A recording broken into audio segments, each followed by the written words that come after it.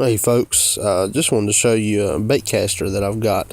This is one of the few that I own. It's a Pfleuger Monarch.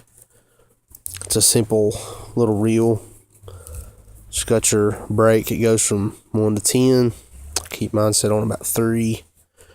I use 12-pound fluorocarbon line, and it does really well.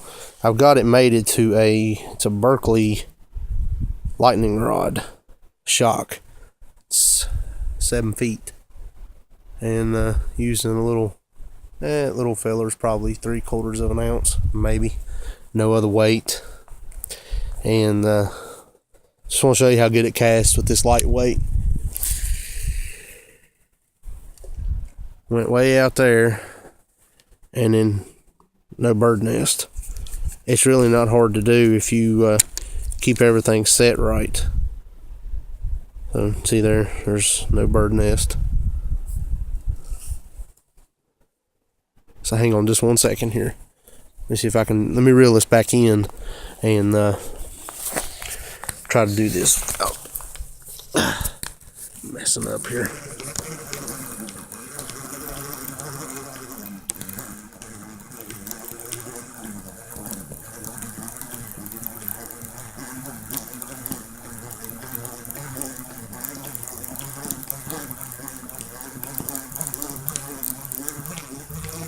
And I got in some leaves out there.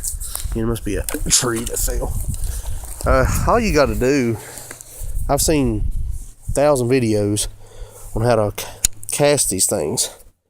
And right there's how fast I have mine falling. Right there. And you just give it a little nudge and it goes. And that's testing it right there with the brake set on 3. There's no need to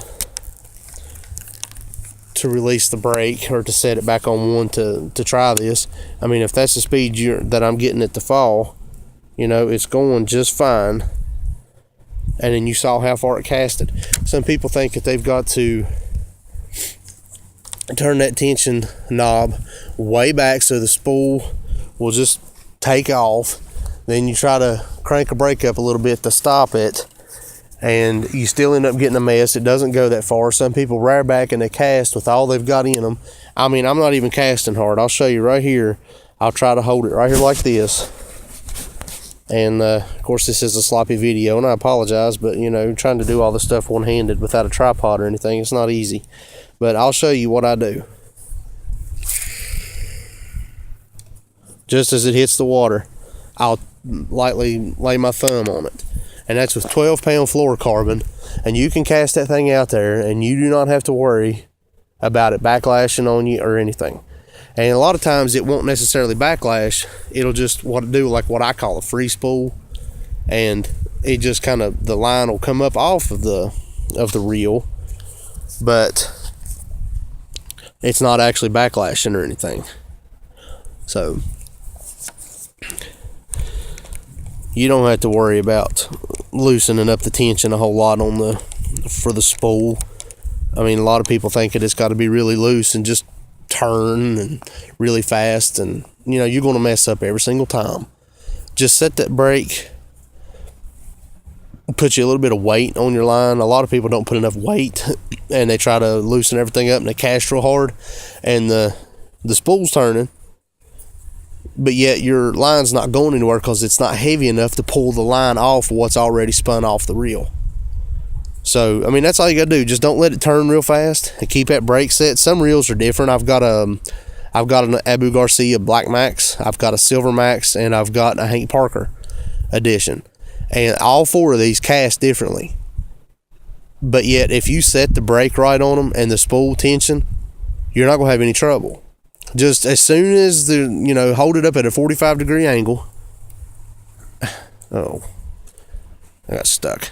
Hold it up at a 45-degree angle, press the button, and just let it fall slowly. And when it does, it's as soon as you start seeing it fall, slow it down to where it takes it several seconds. It'll drop just like I'm moving the camera here. This is how fast it should drop, in my opinion. especially if you're not out there on a boat trying to cast 150 feet.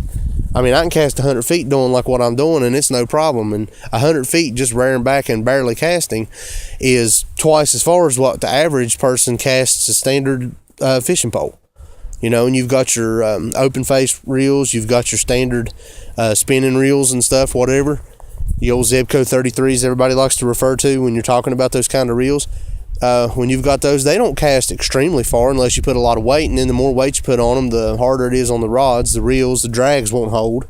You got to put a heavier line to hold, and then that messes it up, and it won't let it cast very good.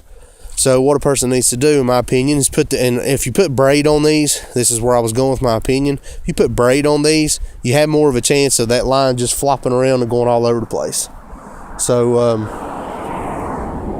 if you put braid on, you got to put like really heavy test braid, like 30 pound minimum for the most part. Then you've got to make sure that the rod that you made it to has the type of eyes here, which these do. It's fused for Fireline. It says that you know that you could put braid on this type of rod because it's a Berkeley shock. It says engineered right here. It says it engineered for superlines. If the camera will pick it up, I'll show you. Right there, engineered for super lines. And that means that these eyes can withstand that the braid.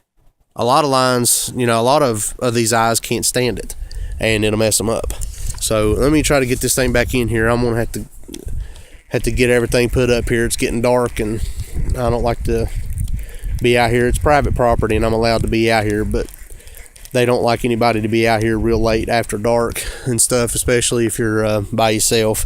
Had a lot of people breaking in and doing some stuff they shouldn't, and it messes it up for everybody. So, I mean, the guy knows he doesn't have to worry about me, but he doesn't want my name mentioned in anything. But it's an absolutely beautiful pond, and you know, just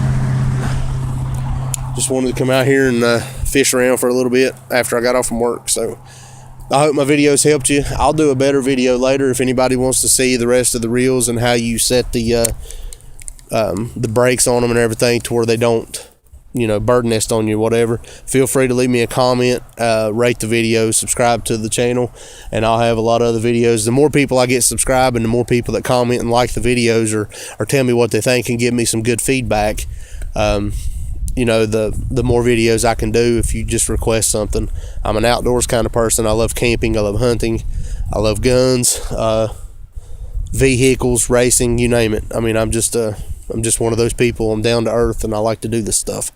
So just feel free to let me know what you think of the videos, and if I can be of assistance to you somehow or whatever, if I can answer a question, I'll do my best. And everybody stay safe out there and enjoy the videos. God bless. Bye-bye.